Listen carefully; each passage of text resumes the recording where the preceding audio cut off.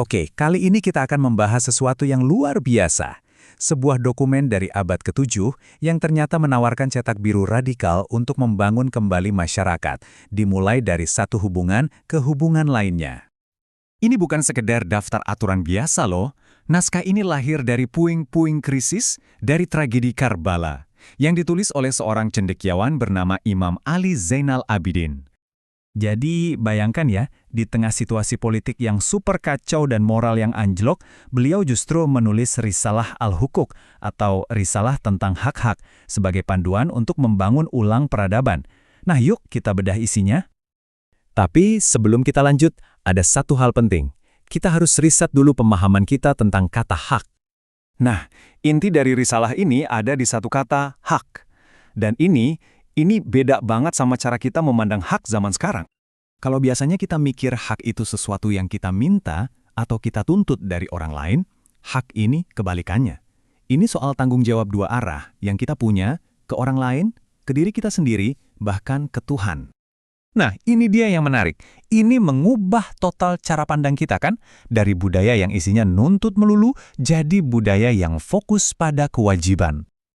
Oke, ini yang kemudian membawa kita ke fondasi paling dasarnya. Sistem ini nggak dimulai dari masyarakat loh, tapi dari sesuatu yang jauh lebih dalam, dari inti keberadaan kita. Jadi, cara risalah ini membangun kerangka etisnya tuh keren banget. Bayangin kayak lingkaran, dimulai dari yang paling tengah dari intinya, baru melebar keluar. Dimulai dengan dua hak paling fundamental. Dan urutannya jelas banget. Nomor satu, yang paling utama adalah hak Allah. Ini jadi kayak jangkar buat semua moralitas. Termasuk hal-hal kecil loh, kayak jangan sombong diam-diam atau pamer. Baru dari situ muncul hak diri. Ini idenya revolusioner banget buat zamannya, bahwa kita punya kewajiban buat ngerawat mental dan spiritual kita sendiri, menghindari burnout atau yang sekarang kita kenal sebagai krisis eksistensial. Oke, sekarang kita geser ke lingkaran berikutnya. Risalah ini ngajarin kita untuk melihat tubuh kita bukan sebagai properti, tapi sebagai titipan. Sebagai amanah. Jadi setiap organ tubuh kita itu punya haknya masing-masing. Tunggu dulu, mungkin kedengarannya aneh ya. Hak anggota tubuh. Tapi coba pikirin deh, naskah dari abad ke-7 ini ternyata relevan banget sama kehidupan digital kita sekarang.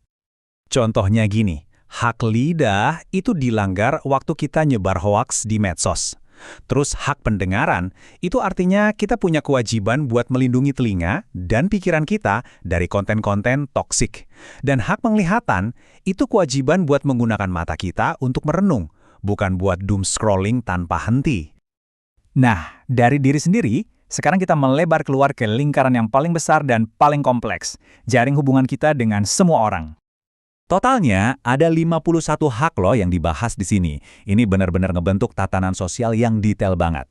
Tentu kita nggak bisa bahas satu persatu, tapi kita bisa lihat gambaran besarnya.